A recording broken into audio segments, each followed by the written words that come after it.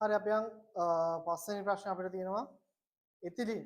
හරිද? එතිලින් වායුව තියෙනවා C2H4 වායුව gram 12ක් දහනය වීමේදී ජනනය වන තාප ප්‍රමාණය 604 කිලෝජූල් විය. C2H4 හි මෞලික ස්කන්ධය 28 ග්‍රෑම් මවුලයට ග්‍රෑම් 28ක් වේ. C2H4 දහනය සඳහා ත්වරිත ප්‍රතික්‍රියා පහත දැක්වේ. ප්‍රතික්‍රියා දීලා තියෙනවා. අපි නම් අහනවා ප්‍රතික්‍රියා තාපය විය හැක්කේ කියන එක. ඒතර මේක ඉතාම සරල ප්‍රශ්නයක්. හරිද? ඒතර මේකෙදි ඔයාලට මොනවත් අමුතුවෙන් සූත්‍ර මතක් කර කර හෙන රවුමක් නටන්න ඕන දෙයක් නෙවෙයි. ඔයාලා මෙතෙන්දි සරලව හිතන්න පුරුදු වුණා නම් ඔයාලට මේ ගාන ගොඩ දාන්න පුළුවන්. හරිද? එතකොට මම කියන්නේ ළමයි වැඩ නොකර ඉඳලා ගොඩ දාන්න පුළුවන් කියන එක නෙවෙයි. තේරුණාද? වැඩ කරන්න ඕනේ. නමුත් වැඩ කරපු ළමයට මෙහෙම සරලව හිතන්න පුළුවන් හැකියාව ලැබෙනවා කියන්නේ ඒ ළමයට ගාන හදන්න ලේසි. හරි බලමු. විශේෂයෙන්ම ගානක් කියවන විදිය සහ කියවනකොට දත්ත තමන් එකතු කරගන්න විදිය වැදගත් වෙනවා. තමන් ගාන විසඳනවද නැද්ද කියන එකට. හරිද? ගානේ පැහැදිලි චිත්‍රයක් ඔලුවට මවා ගන්න පුළුවන් නම් ගානේ 30ක් විතර විසඳලා ඉවරයි. හරි අපි බලමු මේ ගාන. එතලින් අපි මුලින්ම මේකේ තුලිත ප්‍රතික්‍රියාවක් දීලා තියෙන පොඩ්ඩක් තුලිත ප්‍රතික්‍රියාව ලියාගෙන ඉන්න. හරිද? ඒ වගේ තමයි මේ වගේ ප්‍රතික්‍රියාවක් දීලා තිබ්බොතින් අනිවාර්යෙන්ම තියෙන දත්ත ටිකට කලින් මේ ප්‍රතික්‍රියා පොඩ්ඩක් ලියා ගන්න. හරිද? ලියාගෙන තමයි ඔයා ඒ ගාන කියවන්නේ. තේරුණාද? ඒතර ප්‍රතික්‍රියාව ලියාගෙන ගාන කියවද්දී මේ අදාළ ද්‍රව්‍යයන් වල කොච්චරක්ද කොහොමද මොනවද දත්ත ඒ කියන කතන්දර ටික අදාළ ප්‍රතික්‍රියාව ගාවින් ඒ කියන්නේ ප්‍රතික්‍රියකේ හෝ ඵලය ගාවින් ඔයා ලියා ගන්න පුළුවන්. තේරුණාද? එතකොට අර හිතන දේ පොඩ්ඩක් ක්ලියර්ලි හිතන්න පුළුවන්. පැහැදිලිද? අරක් මුලින්ම ලියාගමු මෙහෙම. කියනවා මෙන්න මෙහෙම දෙයක්. C2H4 ගෑස් එකක් ධන ඒ කියන්නේ එයාට එකතු කරනවා 3යි ඔක්සිජන් ගෑස් එක හැදෙනවා 2ක් CO2 ධන CO2 කියන්නේ ගෑස් එකක් 2යි H2 ගෑස් එක. හරිද? මේකනේ ප්‍රතික්‍රියාව. හරිද? හරි. එතන මේ ප්‍රතික්‍රියාව යටතේදී බලන්න මේගොල්ලෝ කොහොමද මේකේ තියෙන දත්ත ටික කියලා තියෙන්නේ. හරිද? පළවෙනිටම කියනවා ඔයාලට එතිලීන් වායුව ග්‍රෑම් 12ක් දහනය වීමේදී ජනනය වන තාප ප්‍රමාණය මෙන්න මෙච්චරයි කියලා කියනවා. හරිද? ඒ කියන්නේ ප්‍රතික්‍රියාව දුන්න ගමන් මුලින්ම ඔයගොල්ලෝ කරන්න ඕනේ මෙයාව තුලිතද නැද්ද කියලා බලන්න. හරිද? ඒක අනිවාර්යෙන් කරන්න. හරිද? ඒ කියන්නේ තුලිතද නැද්ද කියනවා කියලා කියන්නේ අපිට තියෙන මෙතනදී නියම. මොකද්ද? යම් කිසි ද්‍රව්‍යයක් කියන්නේ තීන ප්‍රමාණය විනාශ කරන්න බෑ. ඒ වගේම තමයි තීන දෙයක් අමුතුවෙන් මවන්නත් බෑ. ඒක මෙතනටත් වළංගු. ඒ කියන්නේ මේ පැත්තේ තිබ්බනම් දෙයක් ඒක අනිත් පැත්තේ තියෙන්න පුළුවන්. මේ පැත්තේ නැත්තම් දෙයක් ඒක අර පැත්තේ තියෙන විදියක් නෑ. මේ පැත්තේ තියෙන ප්‍රමාණයම අර පැත්තේ තියෙන්න ඕනේ. ඊට වඩා අඩු වෙන්නත් බෑ. වැඩි වෙන්න විදියකුත් නෑ. පැහැදිලිද? ඒක බලන්න. කාබන් දෙකක් තියෙනවා මේ පැත්තේ. අර පැත්තේ කාබන් බලන්න දෙකක් තියෙනවද කියලා? ඔව්. කාබන් දෙකයි. හරිද? ඊට පස්සේ මේ පැත්තේ තියෙනවා හයිඩ්‍රජන් 4ක්. හරිනේ? අර පැත්තේ හයිඩ්‍රජන් 4ක්. ඔව්. දෙවරක් දෙක කියන්නේ 4යි. ඊට පස්සේ මේ පැත්තේ තියෙන ඔක්සිජන් කීයද? දෙවරක් 3යි කියන්නේ 6යි. අර මෙතන බලන්න. O2 කියන්නේ 2යි. දෙකේම දෙකක් කියන්නේ 4යි. මෙතන ඔක්සිජන් 2යි. ඒක 6යි. හරිනේ? එතකොට මේ එකක්වත් වැඩි වෙන්නේ නැහැ, අඩු වෙන්නේ නැහැ. ගානට තියෙනවා. හරි. ඊට පස්සේ අපිට කියන පළවෙනි දත්තේ තමයි මෙන්න මේකෙන් ග්‍රෑම් 12ක් දහනය කරනවා. ඒ කියන්නේ මෙන්න මෙයාගෙන් 12යි ග්‍රෑම් දහනයකට ලක් කරනවා. හරිද? 12යි ග්‍රෑම් දහනයකට ලක් කරාම එළියට එනවලු කොච්චරද? 604යි කිලෝජූල්. ඒ කියන්නේ මෙන්න මේකෙන් ග්‍රෑම් 12ක් අපි හිතමු ඔක්සිජන් එක්ක දහනය කරනවා. මෙන්න මෙහෙම ඵල හැදෙනවා. මෙන්න මෙතනින් එළියට එනවලු 604යි කිලෝජූල් ප්‍රමාණයක් එළියට එනවා. මොඩල් කතාවක් නෑ. කිලෝජූල් 604ක් එළියට එනවා. ඊට පස්සේ අපිට කියනවා මෙන්න මෙයාගේ මෞලික ස්කන්ධය. හරිද? මෙන්න මෙයාගේ මෞලික ස්කන්ධය. ඒ කියන්නේ එක මෞලයක් කියන එකේ කියන්නේ මෙයාගෙන් එක මෞලයක් කාබන් දෙක H2 කියන මෙන්න මේ රසායනික සූත්‍රයේ තියෙන සංයෝගයෙන් මවුලයක් ගත්තොතින් එළියට එයාගේ තියනවලු 20 12 12 24 28යි ග්‍රෑම් මවුලයට. හරිද? එතකොට මෙයාගේ මෞලික ස්කන්ධය ග්‍රෑම් 28ක් කියලා කතාව තමයි තියෙන්නේ. හරිද? මම මේක ආයි පස්සේ එන්නම්. අපි යන් ඊට පස්සේ තියෙන දෙයට ඔව්. C2H4 දහනය සඳහා තුලිත ප්‍රතික්‍රියා පහත දැක්වේ. ප්‍රතික්‍රියාතාපය තමයි අපෙන් අහලා තියෙන්නේ. හරිද? එතන මේ ප්‍රතික්‍රියාතාපය කිව්වහම පොඩ්ඩක් මතක් කරගන්න මේ ප්‍රතික්‍රියාතාපය කියන එක කියන්නේ මොකක්ද? හරිද? ප්‍රතික්‍රියාතාපය. ඔක කීප තැනකම ප්‍රශ්න ඇවිල්ලා තිබ්බා. ප්‍රතික්‍රියාතාපය මොකද්ද? ප්‍රතික්‍රියාතාපය මොකද්ද කියන්නේ කියලා අහලා. හරිද? එතන මොකද්ද ප්‍රතික්‍රියාතාපය කියලා කියන්නේ? හරිද? යම් සංයෝගයක ප්‍රතික්‍රියාතාපය කියලා කියන්නේ අදාළ සංයෝගයෙන් එක මවුලයක් තේරුණාද? අදාළ සංයෝගයෙන් එක මවුලයක් අදාළ ප්‍රතික්‍රියාවට භාජ්‍ය වෙනවා නම් කොච්චර ප්‍රමාණයක්ද? තේරුණාද? ඕක තමයි සරලම. ඒ කියන්නේ අදාළ එක අපිට සලකන්න කියන එකෙන් එක මවුලයක් මේ ප්‍රතික්‍රියාවට යෙදුණා නම් දැන් අපි මේකේ දහන ප්‍රතික්‍රියාව කියලා. මෙයාගේ ඒකද අපි අහලා තින්නේ. මවුලයක දහන ප්‍රතික්‍රියාව. හරිද? ඒ කියන්නේ මේකේ මවුලයක් අරගෙන දහනය කළොත් මේ ප්‍රමාණය වැඩන්නේ නැහැ. තේරුණාද? මෙයාගෙන් දහනය කරොත් මවුලයක් සම්පූර්ණයෙන්ම අපිට ඔක්සිජන් එන ප්‍රමාණය දන්නේ නැහැ.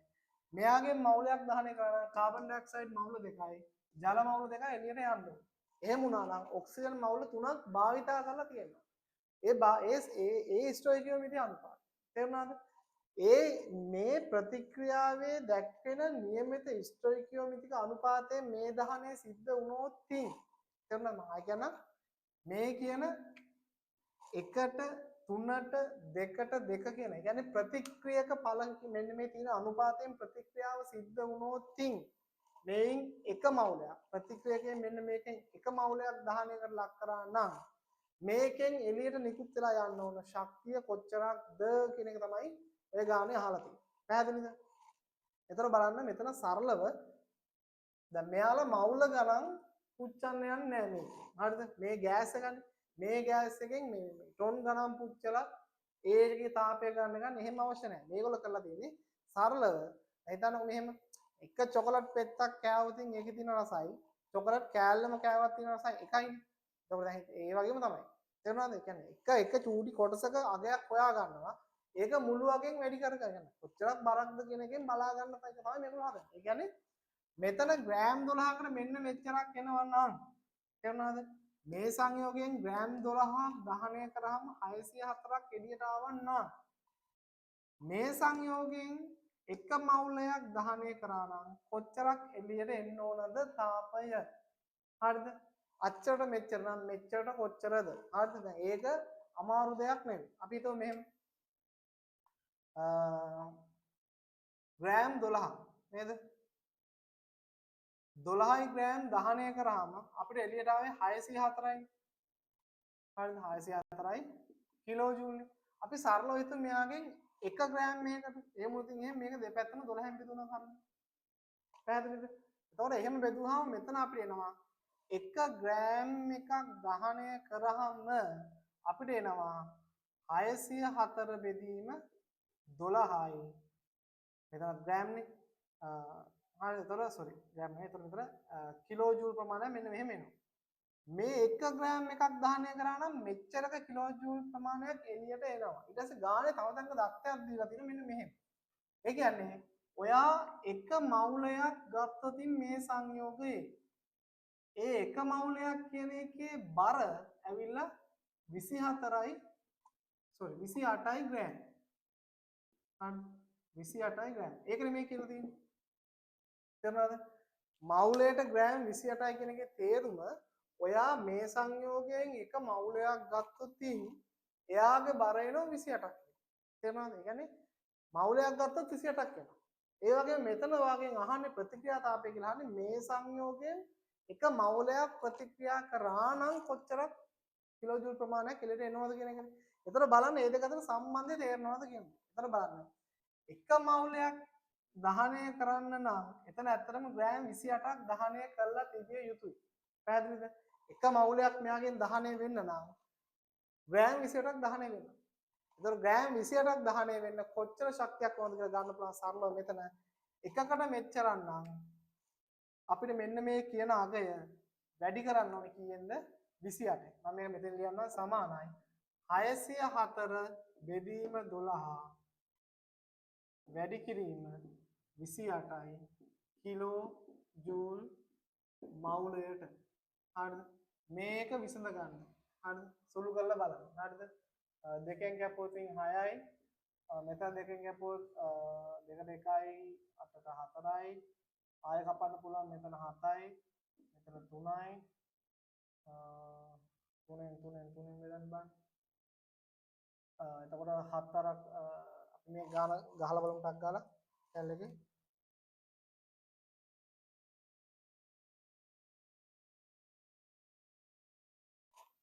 604 වැඩි කිරීම 7 බෙදීම 3. 604 වැඩි කිරීම 7 බෙදීම 3. අපිට 1409.3යි 3. හරි 1409.3. හරිනේ මේ ඉන්නේ කිලෝ ජූල් මවුලයට. බලන්න එහෙම එකක් තියෙනවද කියලා. සමර්ථතාවයක් අමුතුයි. ඒතර මෙතන මේ ප්‍රතික්‍රියාතාපයන්නේ තියෙන්නේ. ඔව්. එතකොට මේ දහනය දැන් මෙන්න මෙතන. මෙන්න මේ කිලෝ ජූල් 604 කියන්නේ ධනතරද කියන දේ අදහසක් තියෙනවා. තේරුණාද? ධනතරද කියන්නේ මොකද්ද? දහන ප්‍රතික්‍රියාව දහන නම් දහනයකට නම් ලක් කරන්න. අපි කියනවා පුච්චනවා නම්. නේද? එහෙම වෙනවා නම් සාමාන්‍ය ගිනි ගොඩක් ගැව්වහම ඕගොල්ලන්ට පට්ට සීතලක් දැනෙනවද පට්ට ප්‍රශ්නයක් දැනෙනවද? හරිද? දහන ප්‍රතික්‍රියාව දාන්දරෙන්දකම හිතා ගන්න පුළුවන් අන්න ඒක. හරිද? අපිට මොන හරි ගිනි ගොඩක් ගන්න නැත්නම් ලිප ගාවට ගියත් මොකද අපිට දැනෙන්නේ? තාපයක්ද සීතලක්ද?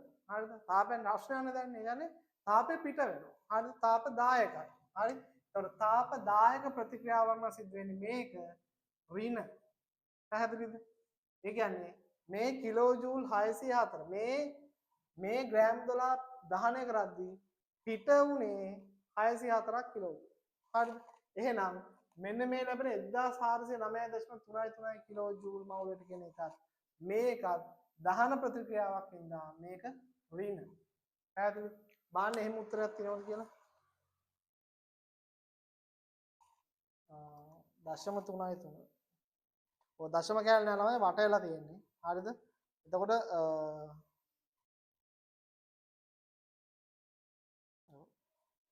හතරවෙනි උත්තරේ ගන්න පුළුවන්. සාමාන්‍ය මේ 1යි 2යි උත්තර දෙකම නිකම්ම අයින් කරලා දාන්න පුළුවන් උත්තර දෙකක් තියෙන හේතුව තමයි මේ ග්‍රෑම් 12ක් දහනය කරාම 604ක් එනවා නම් ග්‍රෑම් 28ක් කරනවා අනිවාර්යෙන් 604ට වැඩි වෙන්න ඉපේ. තේරුණාද? ග්‍රෑම් 4ට අඩුම ගාන ගත්තොත් එහෙම 12යි 24කින් දෙගුණයකට තමයි වැඩි වෙන්නේ. 1200කට වඩා වැඩි වෙන්න ඕනේ නිකන් හිතුවත් ළමයට උත්තරයක් ගන්න.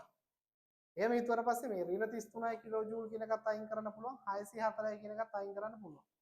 ආසන්න වශයෙන් මෙතන මේ දෙකකට වගේ වෙන්න උත්තරයක් දීලා තියෙනවා. තුන්වෙනි උත්තරේ 1208යි කියන එක ඇත්තටම 12 කියන්නේ 28 වගේ කියන්නේ 12ව දෙකක් නෙවෙයි 28 දෙකට වඩා වැඩි.